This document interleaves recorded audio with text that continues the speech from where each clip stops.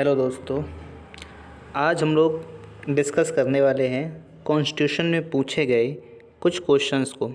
20 question है बच्चों, देखते हैं आप 20 में से कितने क्वेश्चन सही कर पाते हैं। जितने भी आप सही करें ईमानदारी से कमेंट में बताएं कि कितने क्वेश्चन जो है आप लोगों ने सही किए। ठीक है भाई, तो स्टार्ट करें आज की कार्यवाही। देखते हैं भाई पहला क्वेश्चन क्या है। आप सभी लोग बच्चों वीडियो को पॉज करके और 30 सेकंड में इसका आंसर देने की कोशिश करें भाई। बच्चों पहला क्वेश्चन है, भारत के संघ लोक सेवा आयोग यानी यूपीएससी जो होता है वो किस आर्टिकल में आता है। तो वीडियो को पॉज करके पहले आप खुद से आंसर सोचेंगे, 30 सेकंड का समय लेंगे, बल्कि 20 सेकंड का ही समय लीजिए और उसके बाद काउंट करना, पेन लेके बैठिए कितने क्वेश्चन ठीक होते हैं और कितने क्वेश्चन आपके सही होते हैं। तो 20 में से कितने सही हुए आपको बताने भी हैं। ठीक है, चलिए स्टार्ट करते हैं। पहला क्वेश्चन यूपीएससी, तो यूपीएससी के बारे में जो बताया गया है वो बताया गया है कि इसमें आर्टिकल 315 में। ठीक है, आर्टिकल 315। नेक्स्ट क्वेश्चन देखते हैं। नेक्स्ट क्वेश्चन हमसे कह रहा है कि हिंदी में बोले जाने वाली विभिन्न भाषाओं में, विश्व में बोले जाने वाली विभिन्न भाषाओं में हिंदी भाषा को बोलने वालों का स्थान कौन सा है। ठीक है, तो बताइए भाई, आप पहले खुद से इसका आंसर देंगे कि इसका स्थान कौन सा है। तो बच्चों इसके ऑप्शन जो दे रखे हैं वो गलत दे रखे हैं। जो हिंदी का जो स्थान है बच्चों वो तीसरा प्लेस है, पूरे वर्ल्ड में तीसरे नंबर पे हिंदी बोली जाती है। ठीक है, पहले नंबर पे कौन सी बोली जाती है, पहले नंबर पे जो चीनी भाषा है बच्चों वो बोली जाती है, उसको बोलते हैं मंदारिन।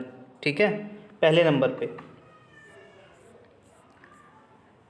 नेक्स्ट है बच्चों, पहले वीडियो पॉज करें, खुद से आंसर देने की कोशिश करें। भारत में निम्न में से किस लोकसभा अध्यक्ष का कुल कार्यकाल सबसे ज़्यादा रहा है। तो सबसे ज़्यादा समय तक लोकसभा के जो अध्यक्ष रहे हैं वो कौन रहे हैं भाई, डॉक्टर बलराम जाखड़। नेक्स्ट देखते हैं बच्चों, भारत के मुख्य निर्वाचन आयुक्त की नियुक्ति कौन करता है। ठीक है, जो हमारा आपका इलेक्शन कमीशन होता है उसकी नियुक्ति कौन करता है। तो उसकी नियुक्ति कौन करता है भाई, उसकी नियुक्ति करता है प्रेसिडेंट यानी कि राष्ट्रपति।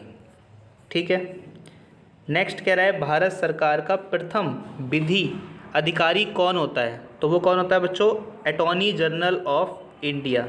ठीक है, आप काउंट करते रहें आपके कितने क्वेश्चन ठीक हो रहे हैं।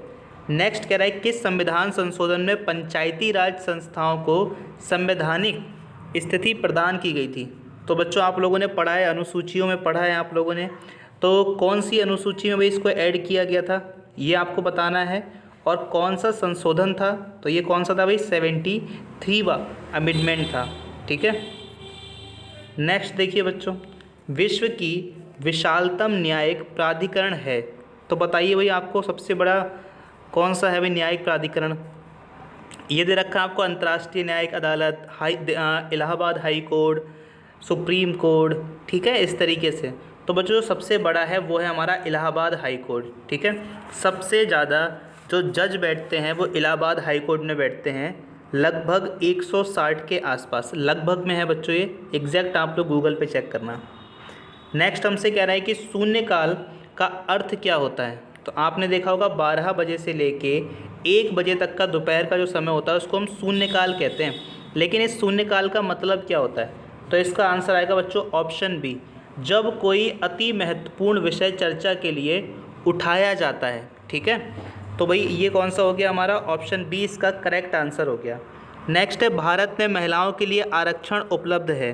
तो आपको बताना है बच्चों लोकसभा में आरक्षण उपलब्ध है, राज्यसभा में है, पंचायती राज निकाय में है, या सभी स्थानों पे है। तो वही है, पहले आप खुद से आंसर सोचिए फिर मैं आंसर आपको बताता हूँ।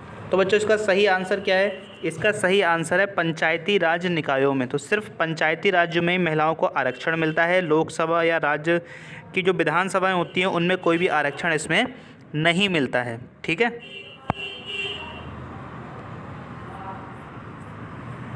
नेक्स्ट है बच्चों, भारत के संविधान के किस अनुच्छेद में अधीन राज्यों के राज्यपालों को अध्यादेश जारी करने की शक्ति प्राप्त है। तो भाई राज्यपालों को जो अध्यादेश जारी करने की शक्ति प्राप्त है वो है बच्चों आर्टिकल 213। ठीक है, देखो दो तरीके से होता है, एक तो राष्ट्रपति करते हैं और एक राज्यपाल करता है। तो राष्ट्रपति जब करते हैं तो वो जो आर्टिकल होता है बच्चों वो होता है 123, जो आपको ऑप्शन ए दे रखा है। लेकिन जब राज्यपाल करते हैं, गवर्नर करते हैं, तो कितना होता है 213। नेक्स्ट क्वेश्चन है बच्चों, इन पे विचार कीजिए, पूरा क्वेश्चन पढ़िए। मौलिक अधिकार, मौलिक कर्तव्य, डीपीएसपी यानी राज्य के नीति निर्देशक तत्व, ठीक है। अब क्या कह रहा है इसमें, कह रहा है कि उपयुक्त में से भारत के संविधान का कौन सा भाग 0 से लेकर 6 वर्ष तक के बच्चों की शिक्षा के प्राधिकरण की प्रतिस्थापना करता है, ठीक है। मतलब कौन सा बताता है, मौलिक अधिकार बताते हैं, मौलिक कर्तव्य बताते हैं, या डीपीएससी बताती हैं कि 6 साल तक के बच्चे की जो शिक्षा है वो अनिवार्य है, ठीक है। तो ऑप्शन ये रहे आपके सामने चारों, आपको बताना है बच्चों इसका आंसर क्या होगा।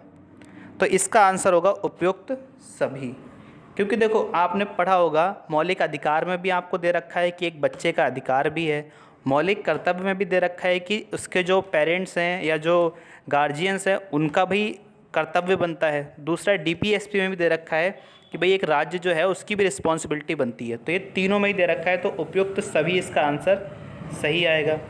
नेक्स्ट क्वेश्चन है बच्चों, भारतीय संविधान के अनुच्छेद 368 किससे संबंधित है। तो जो 368 है वो किससे संबंधित है, वो है हमारा संविधान संशोधन की प्रक्रिया से, जो हमारा अमेंडमेंट का प्रोसेस होता है उससे रिलेटेड है ये बच्चों। आर्टिकल आपको याद करने पड़ेंगे जितने भी इम्पोर्टेंट हैं। नेक्स्ट कह रहा है भारत का एकमात्र राज्य जहां सामान्य सिविल कोड का प्राविधान है, ठीक है। तो कहाँ पे इसका प्रोविज़न है बच्चों, ये पूरे देश में लागू करने की बात चल रही है इस समय, लेकिन पहले ये सिर्फ एक ही राज्य में था। तो ये कहाँ था बच्चों, ये था हमारा गोवा में, ठीक है। सिविल कोड क्या होता है वो हम जब पूरा डिस्कस करेंगे, थ्योरी पढ़ेंगे, आप लोगों ने पढ़ा भी होगा, ठीक है। अगर पूरा कॉन्स्टिट्यूशन आपने पढ़ा है तो आपने पढ़ा होगा सिविल कोड के बारे में। तो इस समय कहाँ पे है, वो गोवा में है, और अभी उसको पूरे देश में लागू करने की बात चल रही है। नेक्स्ट देखते हैं भाई, किस समिति ने त्रिस्तरीय पंचायत प्रणाली की अनुशंसा की है, ठीक है। तो पंचायत जो प्रणाली शुरू हुई है ये किसकी सिफारिश पे हुई है बच्चों, तो इसका सही आंसर है बलवंत राय मेहता। बलवंत राय मेहता की कमेटी थी, उसकी सिफारिश पे ही भाई ये पंचायती प्रणाली जो थी इसको शुरू किया गया था। अगला है भाई, भारतीय संविधान सभा में कुल कितनी महिला सदस्य थी। तो भाई कितनी महिलाएं थीं, तो ये थी भाई 15। कितनी महिलाएं थीं, महिलाएं थीं 15। नेक्स्ट क्वेश्चन देखते हैं, अगला है संविधान के किस अनुच्छेद के प्रावधानों के अंतर्गत भारत सरकार ने भारत रत्न और पद्मश्री को प्रारंभ किया। तो बच्चों बताओ कौन से आर्टिकल के अंतर्गत। बहुत बढ़िया क्वेश्चन है, वीडियो को पॉज करके पहले खुद से सबका आंसर सोचें और बताएं भी कमेंट में कि आप कितने ठीक कर पाए। तो बच्चों आर्टिकल हमारा 18 है, उपाधियों का अंत, ठीक है। तो उसके तहत ही क्या हुआ भाई, उपाधियों का तो अंत कर दिया गया, लेकिन ये जो पुरस्कार थे भारत रत्न और पद्मश्री इसको स्टार्ट किया गया, ठीक है। अगला है संविधान सभा के पहले अध्यक्ष कौन थे। बहुत ही प्यारा, बहुत ही बढ़िया क्वेश्चन है बच्चों, बताइए इसको। इसका आंसर आएगा बच्चों डॉक्टर सच्चिदानंद सिन्हा। अब जिन्होंने भाई डॉक्टर राजेंद्र प्रसाद लगाया है वो ध्यान रखिए, राजेंद्र प्रसाद पहले स्थायी अध्यक्ष थे, लेकिन जो सबसे पहले अध्यक्ष बनाए गए थे, भले ही वो 2 दिन के लिए बनाए गए थे, वो कौन थे, डॉक्टर सच्चिदानंद सिन्हा। ऐसे ही बच्चों गलतियां होती हैं आप लोगों से पेपर में भी। किस राज्य में पंचायती राज प्रणाली नहीं है। तो पंचायती राज वाली जो प्रणाली है बच्चों वो कहाँ पे नहीं है। आपको वही काम करना है भाई, वीडियो पॉज करके सभी के आंसर पहले आपको खुद से ही ढूंढने हैं कि भाई इसका आंसर क्या है, ठीक है। तो भाई ये कहाँ पे नहीं है, ये जो है हमारा ऑप्शन सी हमारा बिल्कुल सही है बच्चों, ये हो जाएगा हमारा नागालैंड में, ठीक है। अगला है भारत के प्रथम गृह मंत्री इनमें से कौन थे भाई। तो गृह मंत्री कौन थे भाई, सरदार पटेल। तो भाई जो गृह मंत्री थे हमारे पहली जो हमारे सरकार बनी थी अंतरिम सरकार, उसके गृह मंत्री कौन थे भाई, सरदार पटेल जी थे। नेक्स्ट देखते हैं बच्चों, अगला क्वेश्चन है बच्चों, भारत का निम्नलिखित में से कौन सा राष्ट्रपति निर्विरोध निर्वाचित हुआ था। तो ये क्वेश्चन बच्चों बहुत इंपॉर्टेंट है, कई सारे एग्जाम्स में पूछा जा चुका है। ऑप्शन बच्चों इसमें आएगा हमारा ऑप्शन सी, नीलम संजीवा रेड्डी, ठीक है। तो इसका आंसर आएगा बच्चों नीलम संजीवा रेड्डी। पीछे बैकग्राउंड में थोड़ी सी नॉइज़ हो रही होगी, इसको आप लोग इग्नोर करना, ठीक है। तो बच्चों ये 20 क्वेश्चन थे हमारे पूरे। ये 20 के 20 क्वेश्चन आप लोगों ने लगाए और आप इसका कमेंट में आंसर लिखें भाई कि हमारे कितने क्वेश्चन हम 20 में से सही कर पाए। जिन बच्चों के 15 से ऊपर ठीक हैं उनकी तैयारी अच्छी है, लेकिन जिन बच्चों के 15 से नीचे हैं उन्हें तैयारी और अच्छे से करनी चाहिए। ठीक है, अगर आप लोग बच्चों संविधान जो है पूरा पढ़ना चाहते हैं 15 डेज़ में, वो भी 15 दिन में आपका पूरा संविधान और विद बहुत ही बढ़िया अच्छे बार बार जो क्वेश्चन आते हैं या जो मैक्सिमम जगह क्वेश्चन आ चुके हैं उसको वो आपको ऑब्जेक्टिव फॉर्म में भी मिल जाएंगे, प्लस आपको पूरा थ्योरी मिल जाएगा।